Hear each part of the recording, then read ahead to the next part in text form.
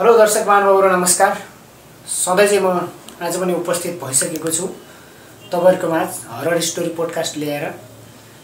सधैँ चाहिँ आज पनि एक रहस्यमय अलौकिक र भयावह मेरो जीवनमा घटेको एउटा घटना भन्न गइरहेको छु।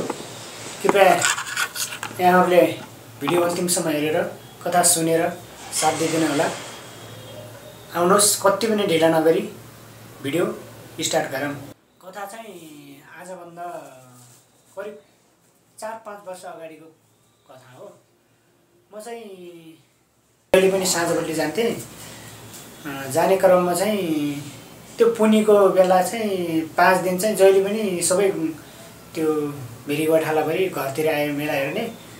दिनमा हेरेर त्यहाँ भेडालाई ठोरमा हुलेर साँझपल्टि चाहिँ मेला हेर्न आउने गर्थे हैन। त्यही क्रममा चाहिँ सधैँ हामी त्यस्तै गर्थ्यौँ। लगभग 5 दिन चल्छ नि त्यो मेला। त्यो मेला हेर्ने चाहिँ 5 दिन साँझपल्टि हेरेर 12-1 बजे राति 12-1 बजे चाहिँ भेडाले हामी जाने गर्थ्यौँ। त्यही क्रममा लगातार 3 दिन चाहिँ हामी गइरहेको थियौँ हैन। 14औँसीको दिनमा चाहिँ म र एकजना साथी जाने थियौँ। जाने भनेर सल्लाह गरेका थियौँ। मेला हेरेर लगभग देउता धामीसामी हेरेर हामी चाहिँ म र साथी चाहिँ रेडी हुने भने भएको थियौँ। अब त्यो दिनमा के हुन्थ्यो भाइ, अब त्यस्तै संयोगले अथवा त्यस्तै दिन थियो होला, अब के थियो होला हैन। त्यस्तै अब भएछ। त्यही कारणले गर्दा हामी दुईजना चाहिँ जाने सल्लाह गऱ्यौँ। त्यसपछि अलि टाढा थियो, जानुपर्ने पनि 2 घण्टा जति लाग्थ्यो। त्यही कारणले गर्दा पुरा म चाहिँ जहिले पनि जाने कुरा चाहिँ चल्थ्यो कि हाम्रो।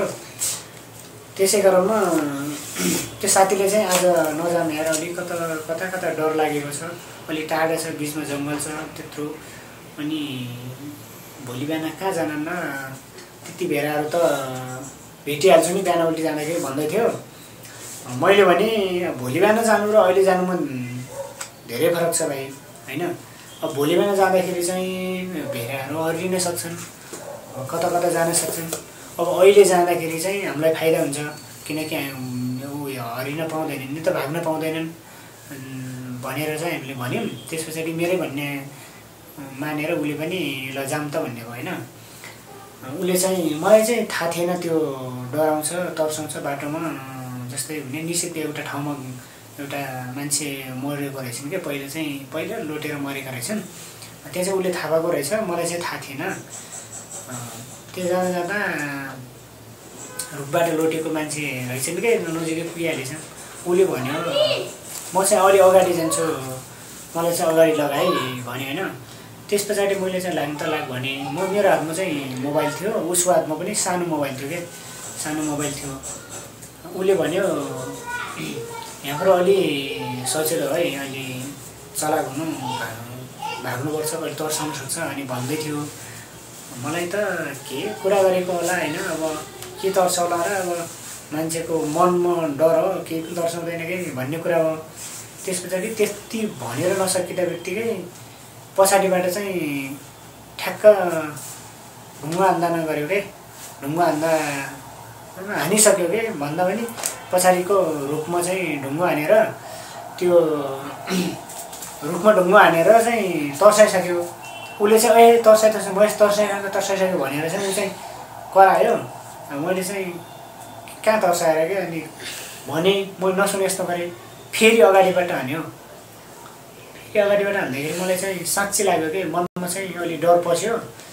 त्यस पछाडि उसलाई चाहिँ थाहा रहेछ यहाँ तर्साउँछ भन्ने। अब त्यहाँ तर्साउँदा हैन, हामीलाई चाहिँ तर्साउँदै ऊसम्म लग्यो के, जुन बास हामी बस्नुपर्ने बास थियो नि, भेडाको गोठ थियो नि, त्यहाँसम्म लग्यो।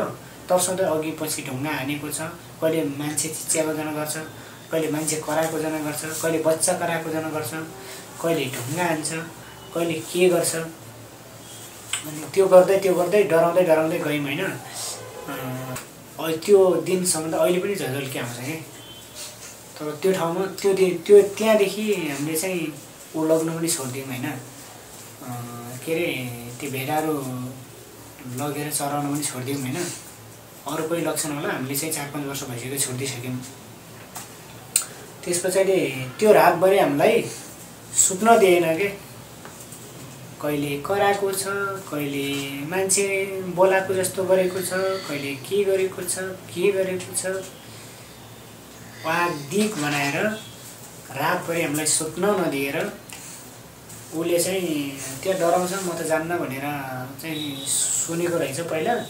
मलाई चाहिँ थाहा थिएन, त्योभन्दा पहिला गरेको थिएन नि त, त्यही भएर गरेको थिएन। मलाई चाहिँ थाहा थियो भन्दा पनि मलाई चाहिँ उसलाई चाहिँ थाहा थियो, मलाई चाहिँ थाहा थिएन क्या। उसलाई चाहिँ थाहा थियो भन्दा पनि रहेछ पहिले त्यो पाला परेको रहेछ क्या, चाहिँ उसले तर्साएको रहेछ। मलाई चाहिँ पहिलोपटक भएर मलाई थाहा थिएन कि। त्यसै कारणले गर्दा त्यो दिनमा चाहिँ हामीले अब अहिले सुनाउँदा चाहिँ अब कथावस्तु भनाउँदा चाहिँ अलिकत फिल नहोला होइन। अब कहिलेकाहीँ देखेको चाहिँ हामीले अब प्रत्यक्ष भोगेको चाहिँ अब पत्यार नलाग्न सक्छ, किनकि अहिलेको मान्छे चाहिँ के अरे यो भूत प्रेत त्यस पछाडि यो चुरेन्नी बोक्सिन्नी भन्ने अब मान्छेले विश्वास गर्दैन। अब हामी त भोग्दै आएको मान्छे, हामीलाई त्यो विश्वास लाग्छ। अनि त्यही भएको कारणले गर्दा अब जिन्दगीमा भोगिन्छ, डराउँछ, तर्साउँछ। कहिले कहाँ बास बस्नुपर्छ, कहिले जङ्गलमा एक्लै बस्नुपर्छ, कहिले जङ्गलमा एक्लै कुद्नुपर्छ, कहिले जङ्गलमा एक्लै हिँड्नुपर्छ। हामी पहाडमा जन्मेको मान्छेहरूलाई किनभने हाम्रो घाँसबास सबै जङ्गलबाटै उत्पादन हुने हो। त्यही भएर कृपया हजुरलाई भिडियो कस्तो लाग्यो, जस्तो लाग्यो त्यस्तै प्रतिक्रिया दिनुहोला। सानो एउटा आफूले भनेको कथालाई, मेरो एउटा भोगेको मेरो जीवनमा भएको कथालाई म हजुरहरूको माझ प्रस्तुत गर्न चाहेँ। खासै राम्रो त अब कथा हजुरहरूलाई लागेन होला, तैपनि जस्तो लाग्यो त्यस्तै प्रतिक्रिया हजुरले दिन नबिर्सनु होला। आगामी दिनहरूमा पनि यस्तै कथाहरू, रोचक कथाहरू, अझ योभन्दा राम्रा कथावस्तु लिएर हामी आउने नै छौँ। तबसम्मका लागि भिडियो आइडी सब्सक्राइब गरेर राख्नु होला, किनकि हामीले अपलोड गरेको भिडियो सबैभन्दा पहिले तपाईँको माझ पुगोस्। तबसम्मका लागि अर्को एपिसोडमा हामी आउने नै छौँ।